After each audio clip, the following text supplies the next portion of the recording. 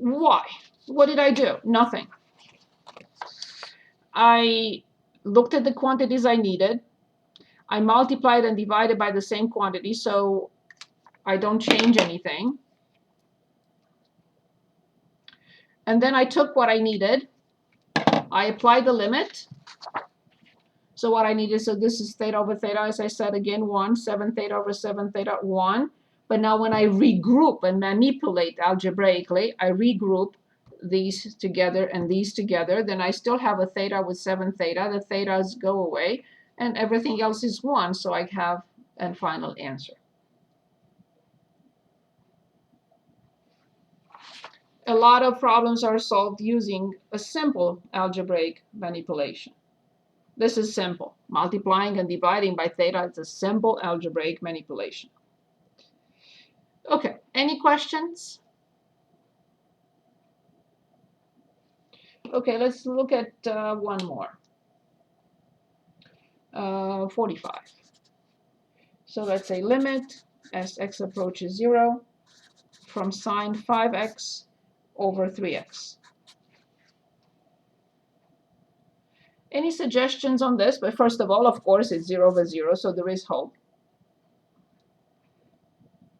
Any suggestions?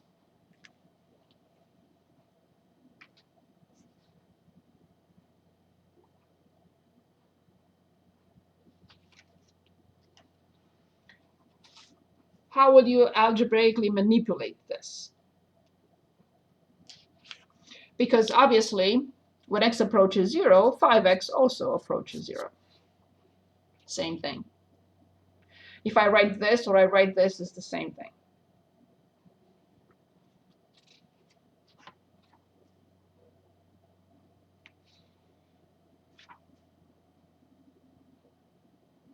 We multiplied the numerator and the denominator by 5x. We already have the 5. I'm sorry, we already have the x. Because I can reverse the order. Yes. I can reverse the order here. So awesome, very good. Limit as x approaches 0, 5 over 3 times sine 5x over 5x. So 5 sine 5x is the same thing here. And 5 times 3 times x is 3 times 5 times x. Same thing.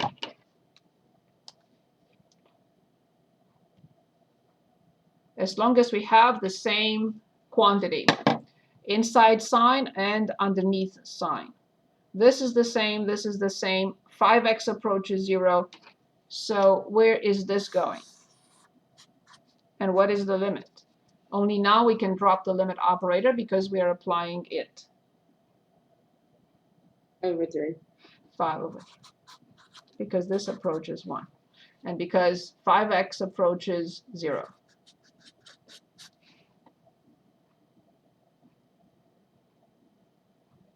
Very good.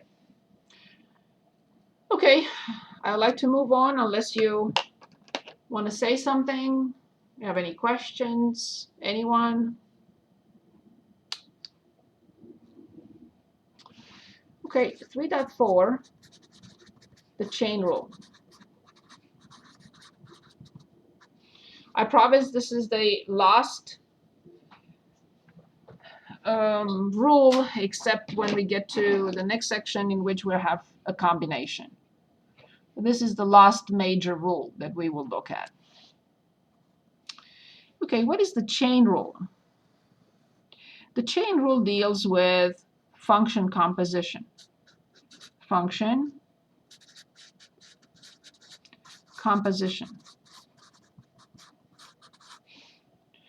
So if I have a function and inside it another function, and let's say I want to differentiate this. Before I explain this, when I have, for example, the square root of 2x plus 1, can anyone decompose this function into inner and outer? Inner and outer function. So the square root of 2x plus 1, which is the inner function that has to be evaluated first. 2x plus 1. Of course, 2x plus 1 has to be evaluated first. When I'm done and I get one number, which function I apply to that number?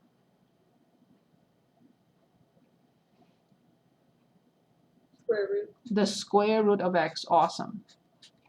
So this is the way we think here, as being this being the outer, the square root, that's the outer, and this is 2x plus 1 in my example, which is the inner. So when we differentiate a function of another function, we start by differentiating the outer times the inner prime. What if I have 3? Outer prime times the inner prime times the most inner prime. What if I have 4? Outer prime. It's the reverse process of evaluating. When I evaluate, I have to evaluate this first. When I'm done, I apply the square root. But here, when I differentiate the outer. You can say, but there is a product. You can go the other way. True. If you say that, I'll have to say yes. So f prime of g of x multiplied by g prime of x.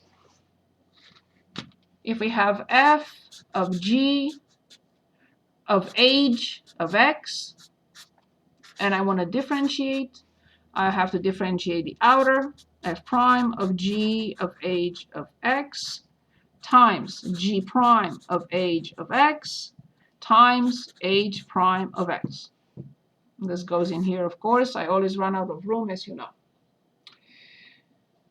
So 1 prime times 2 prime times 3 prime. Yes, what if I reverse them? That's fine. It's the same thing. But we don't do that, so I don't recommend it. So the outer function of the inner times this prime of g of x times this prime till you exhaust that. So now, for example, if I have 3x plus 1 to the 4th power. This is a combination now.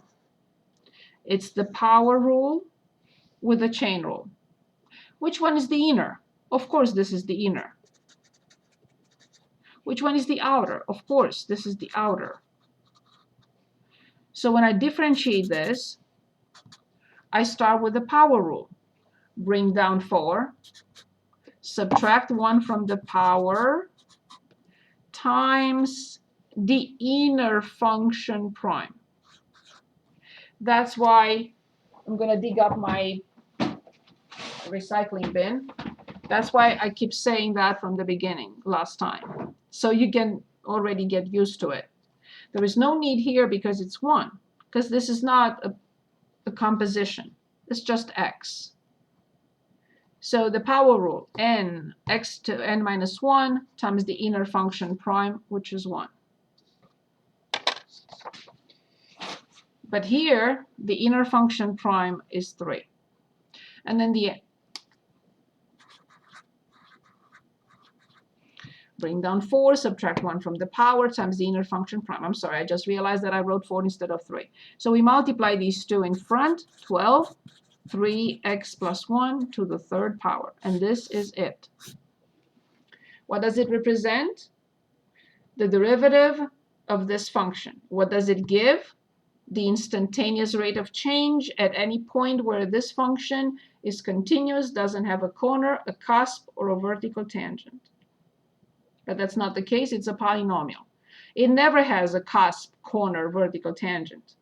So that's why this function will always exist. Okay, so I'm going to open it for discussion right now. I'm going to 3.4.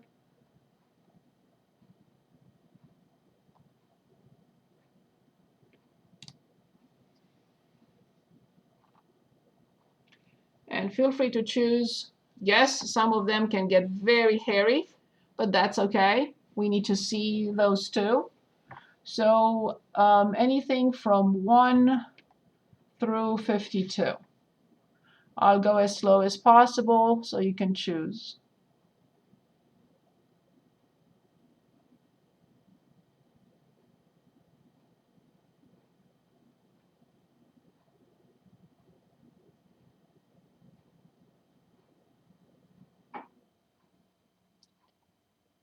No one? 32. 32. Let's choose. You said 32? Yes, yes. Very good.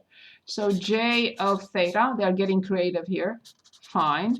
Tangent squared of n theta. Perfect. So always identify the variable. This is a constant. This function cannot have more than one variable. And it's very clear. A function of two variables looks like this, j of x comma y, but it says j of theta. It doesn't say j of x comma y or two variables. It says j of theta, so this is the only variable.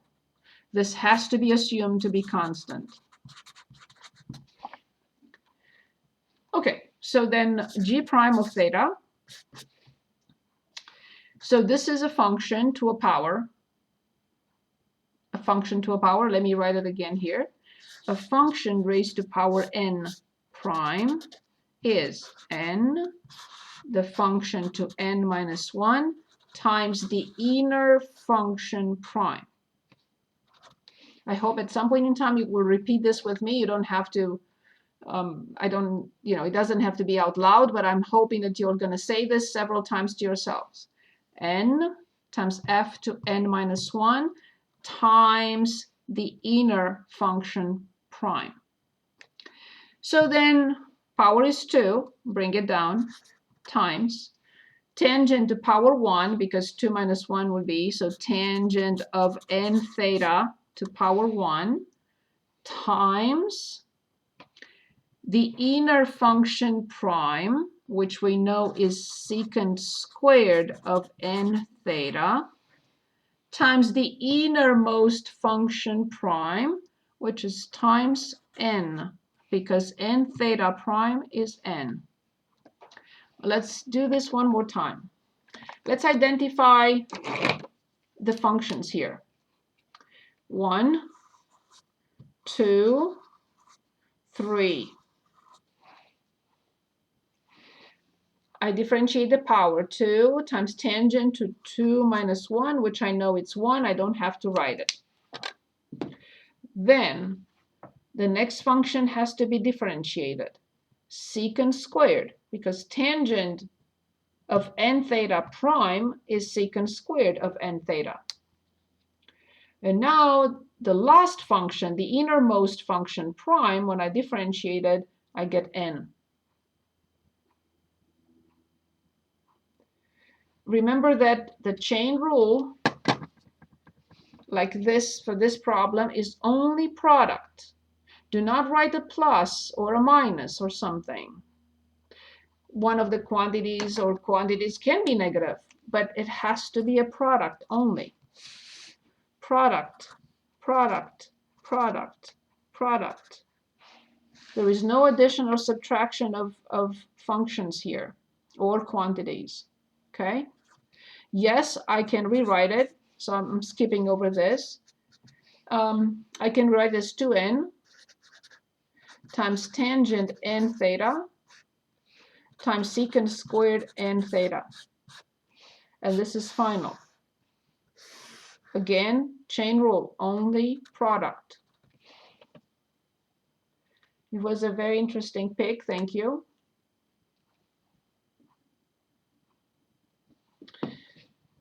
Before we pick the next problem, I want to mention one thing here.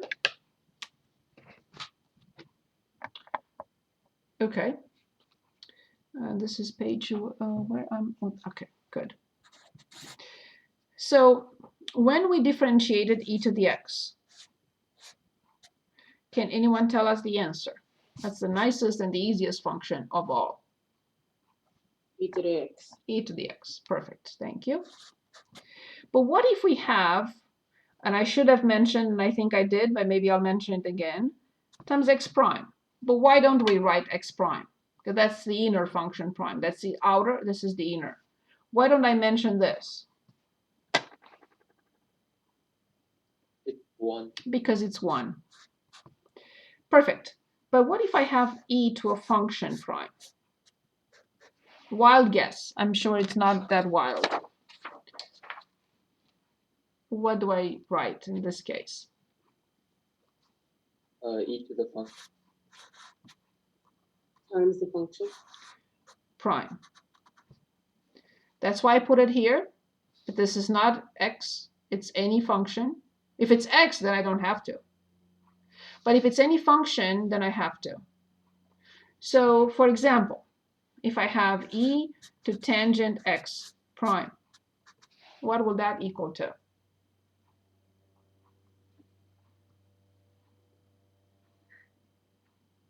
E to the 10x times x squared. Excellent. Times the inner function prime. Awesome. Thank you. Is this clear? Any questions? What about cosine squared of tangent x? Let's count from the outer to the inner. 1, 2, 3. So a product of 3 factors. Can anyone give us this derivative?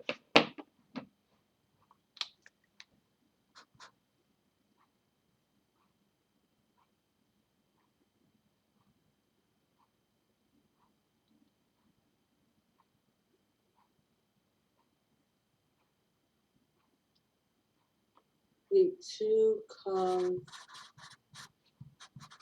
10x times negative sine x. But it has to be of tangent. Times secant squared.